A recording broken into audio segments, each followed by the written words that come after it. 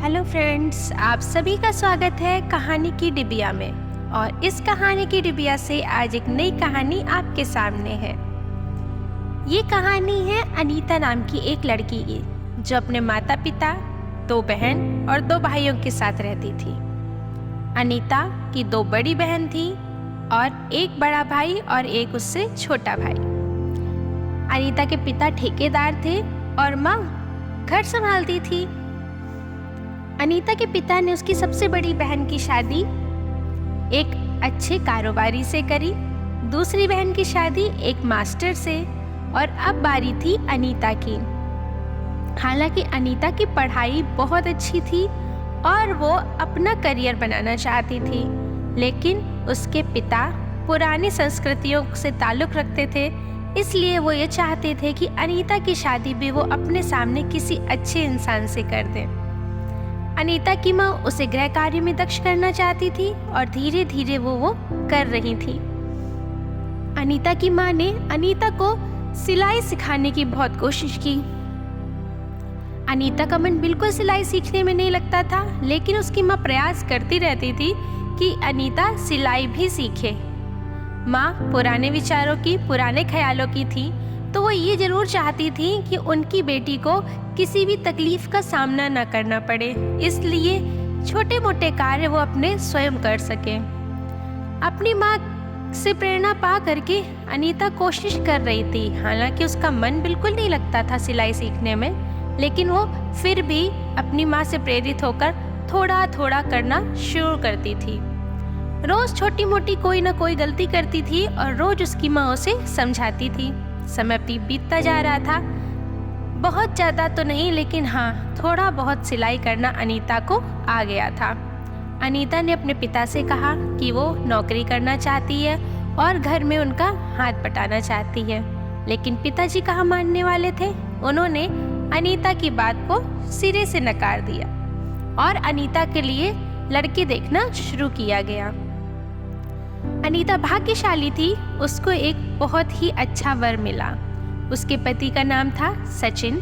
सचिन के परिवार में उसकी माता थी और सचिन के पिता 3 साल पहले ही ईश्वर के ग्रह की तरफ जा चुके थे, मतलब वो स्वर्गवासी हो चुके थे। अब सचिन की माँ और सचिन के बड़े भैया भाभी ही उनके घर में थे। सचिन का अपना एक मेडिकल स्टोर था, दवाखाना।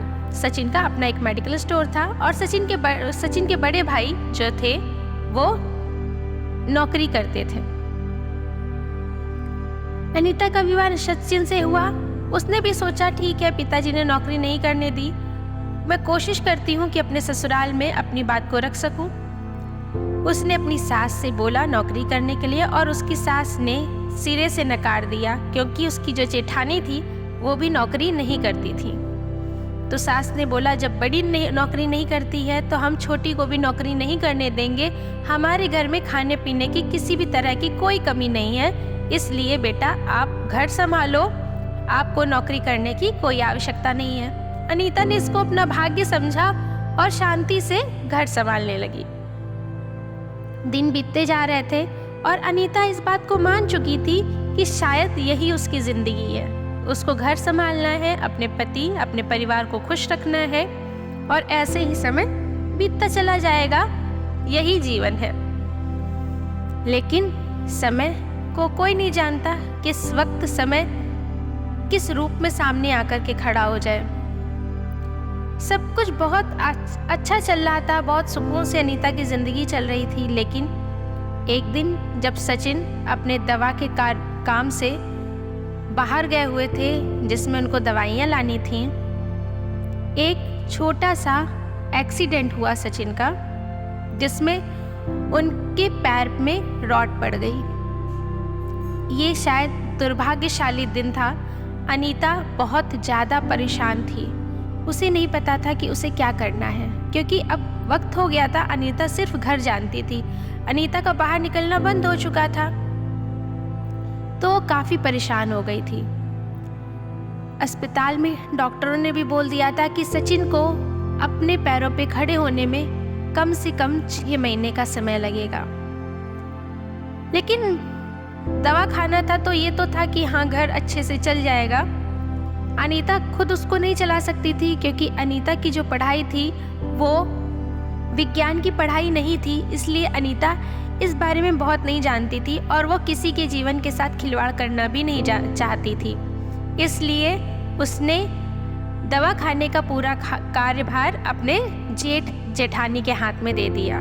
जेठ ने 2-3 महीने तो घर अच्छे से चलाया, लेकिन उनके मन में भी कुछ गलत विचार आ गया होगा और उन्होंने पूरी दुकान अपने कब्जे में कर ली, पूरा दवाखाना अपने कब्जे में कर लिया और अब उनको अनीता को पालन पोषण के लिए वो कुछ भी नहीं दे रहे थे और उन्होंने घर भी छोड़ दिया था।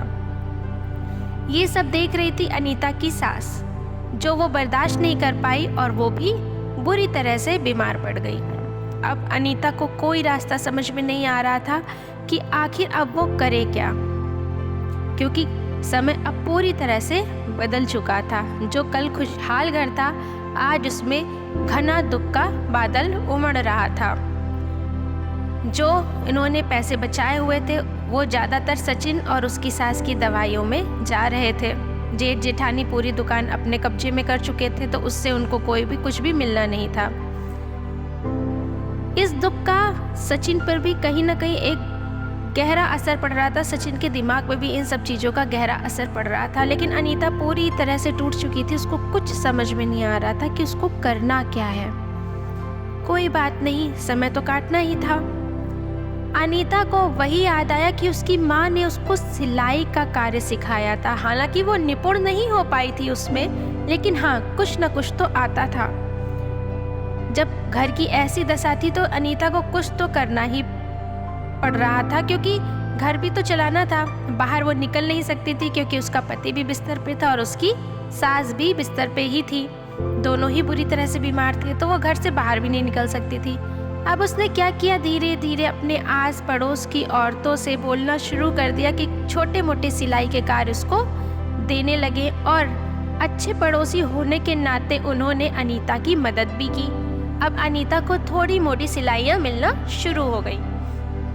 कभी किसी की साड़ी में फॉल लगाना या किसी के कपड़ों की तुरपाई करना, ये कार्य अनीता ने धीरे धीरे शुरू किया। इससे जो भी कुछ थोड़ा बहुत मिलता था और थोड़ा बहुत जो उसने अपना पुराना जोड़ के रखा था उससे वो उसने घर चलाना शुरू किया। हालांकि वो अपने पिता से कह सकती थी और उसको मदद मिल सकती थी, लेकिन उसने ये अच्छे से समझ लिया था कि शादी के बाद उसको अपने घर को अपने ही हिसाब से चलाना है। उसे किसी की भी ऐसे मदद नहीं लेनी है जब तक कि परिस्थिति ये ना हो कि उसके घर में खाने के लाले पड़ जाए। धीरे धीरे करते करते अब अनीता का हाथ थोड़ा थोड़ा सिलाई में और अच्छे से रमना शुरू हो गया था। दोस्तों, अब इसके आगे की कहानी हम दूसरे पार्ट में सुनेंगे। अगर आपको कहानी अच्छी लगी हो तो लाइक जरूर करें और हमारे चैनल को सब्सक्राइब जरूर करें। आपका एक लाइक आपके लिए सिर्फ एक लाइक है, आपकी तरफ से उसे कुछ नहीं देना होता, लेकिन वो हमारे लिए बहुत कीमती होता है। इसलिए कृपया एक लाइक और सब्सक्राइब जरूर करें। धन्यवाद।